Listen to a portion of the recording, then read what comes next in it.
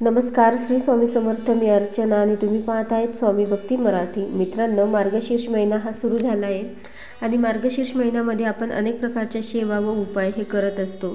तर मार्गशीर्ष महिना हा खूप शुभ आणि पवित्र महिना मानला जातो आणि त्याचमुळे या महिन्यामध्ये आपण जे काही उपाय आणि ज्या काही सेवा करतो तर त्याचे फळ हे आपल्याला नक्कीच मिळते.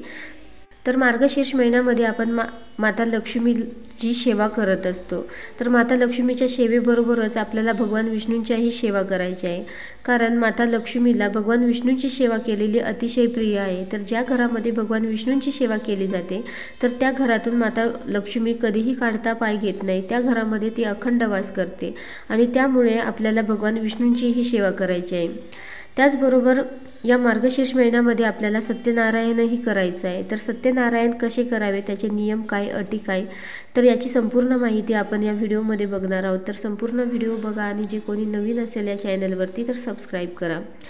तर सत्यनारायणाचं पुस्तक कोणत्याही स्वामी समर्थ केंद्रामध्ये मिळेल. तर या ग्रंथामध्ये एकूण 5 अध्याय आहे. तर तुमच्या इच्छेप्रमाणे तुम्ही सत्यनारायण करू शकता. तर मार्गशीर्ष महिन्यामध्ये केलेले सत्यनारायण हे खूप शुभ व प्रभावी मानले जाते आणि त्याचमुळे सर्वांनी आवर्जून या मार्गशीर्ष महिन्यामध्ये सत्यनारायण अवश्य करा. तर खूप प्रभावी अशी ही सेवा आहे आणि अतिशय सोपी आणि साधी पद्धत आहे. तर कोणत्याही मार्गशीर्ष महिन्यामध्ये कोणत्याही दिवसापासून तुम्ही ही सेवा सुरू करू शकता. त्याचबरोबर दिवसभरामध्ये कधीही तुम्ही हे पठण करू शकता. तर मांडणी कशी करावी, तर आपण सत्यनारायणाची इतर वेळी जशी मांडणी करतो तर त्याच प्रकारे आपल्याला ही पण मांडणी करायची आहे. तर या मांडणीसाठी आपल्याला सत्यनारायणाचा फोटो लागतो, कलशही आपल्याला मांडायचा असतो, बाळकृष्णाची मूर्ती व विड्याची पाने. तर अगदी सोपी मांडणी असते.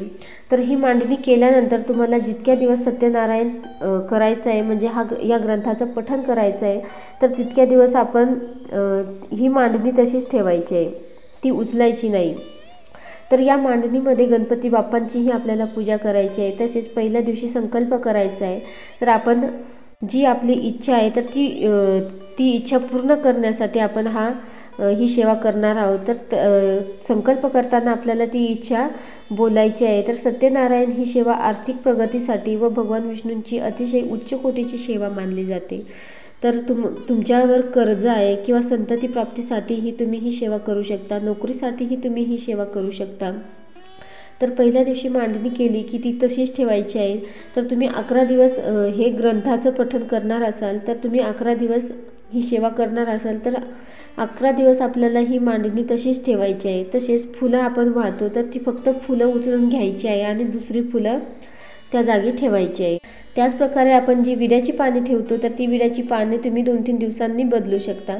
तर जास्त काही नियम नाही या सेवेमध्ये. फक्त आपल्याला सेवा जितके दिवस आपण करणार आहोत तर तितके दिवस आपल्याला मांसाहार वर्ज्य करायचा आहे. त्याचप्रकारे ब्रह्मचार्याचे पालन करायची काहीही गरज नाही, नाही केलं तरीही चालेल. तसेच बाहेरगावी गेले तर घरातील कोणालाही तुम्ही हे पठण करायला, ही सेवा करायला सांगू शकता.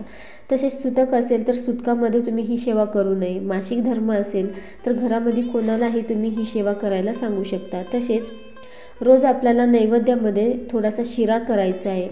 तर शिऱ्याचा नैवेद्य आपल्याला ठेवायचा आहे. तर तो घरातील सर्वांनी प्रसाद म्हणून नंतर खायचा आहे.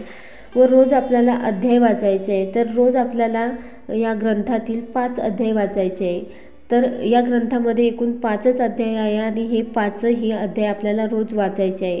अध्याय वाचल्यानंतर आपल्याला शिऱ्याचा नैवेद्य दाखवायचा आहे आणि त्यानंतर आरती करायची आहे व नैवेद्य हा घरातील सर्वांनी नंतर आरती झाल्यानंतर प्रसाद म्हणून खायचा आहे. तर रोज आपल्याला याच प्रकारे ही सेवा करायची आहे. तर ही सेवा आपल्याला धनवृद्धीसाठी, घरामध्ये सुख शांती नांदावी त्यासाठी आपल्याला ही सेवा करायची आहे. तसेच ज्यांना कर्जबाजारी आहे, लग्नामध्ये अडचणी, संतती प्राप्तीसाठीही तुम्ही ही सेवा करू शकता. तर अतिशय प्रभावी अशी ही सेवा आहे. तर भगवान विष्णूंची ही अतिशय उच्च कोटीची सेवा आहे आणि श्रद्धेने ही सेवा केली तर नक्कीच भगवान विष्णूंची आपल्यावर कृपा होऊन आपल्याला आपली जी काही इच्छा असेल तर ती नक्कीच पूर्ण होईल. तर अवश्य आवर्जून या मार्गशीर्ष महिन्यामध्ये तुम्ही ही सेवा करा. अतिशय सोपी आणि साधी पद्धत आहे.